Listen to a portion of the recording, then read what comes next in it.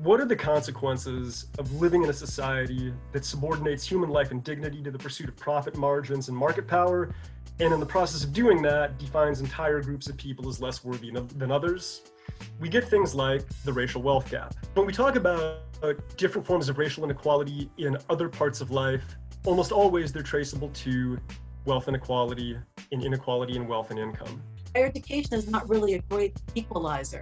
It is set up that way, but you get into more debt. So the conversation around debt is that you have higher debt and you find yourself really in the same place, trying to get more degrees around that, especially for BIPOC people, especially for poor people. So again, you find yourself in the same place, and then you can kind of connect that to what we talked about around housing. Say that then you want to buy a house, but really you can't buy a house because you're paying off all this other debt. So it's really interconnected. When less money is available for essential services, and when the wiring gets stripped out of the social safety net, you've got more people who face more challenges to meet basic needs and or are not able to meet basic needs. So you see things like rises in the number of people experiencing homelessness, the number of people with very, very serious mental health conditions that are not able to get help, increases in property crime, things like that, which then becomes used as a justification for more state coercive power, right? More police, higher budgets for law enforcement.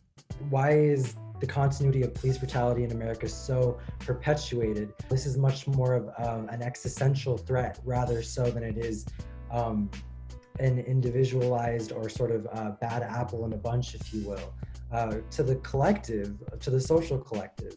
When you've got vulnerable and desperate people, and then you add to that more police, there now becomes a higher risk of police violence, where settlements for that need to be paid from taxpayer dollars, as well as incarceration. So less money in the budget means less money for public services, which means more privatization, more reliance on debt, and then the cycle repeats itself.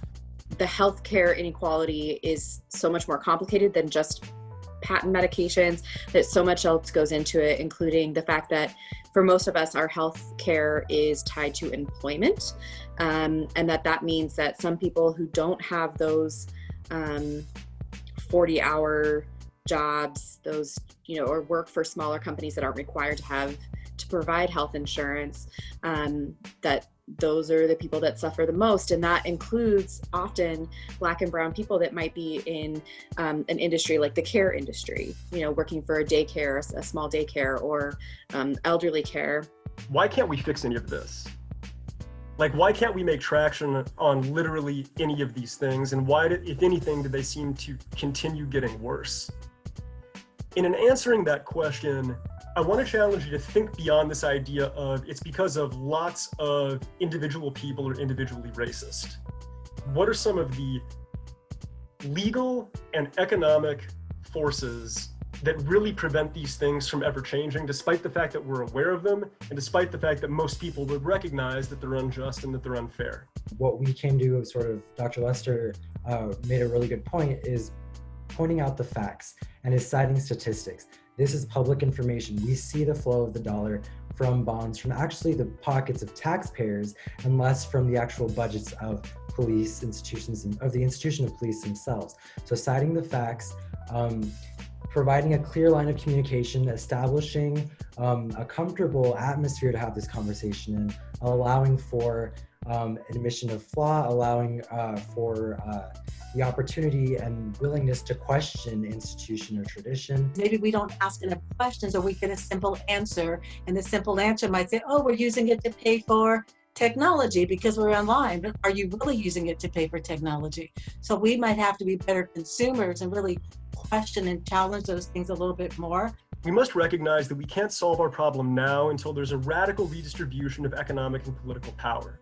This means a revolution of values and other things. We must see now that the evils of racism, economic exploitation, and militarism are all tied together. You can't really get rid of one without getting rid of the others. The whole structure of American life must be changed. America is a hypocritical nation, and we must put our own house in order.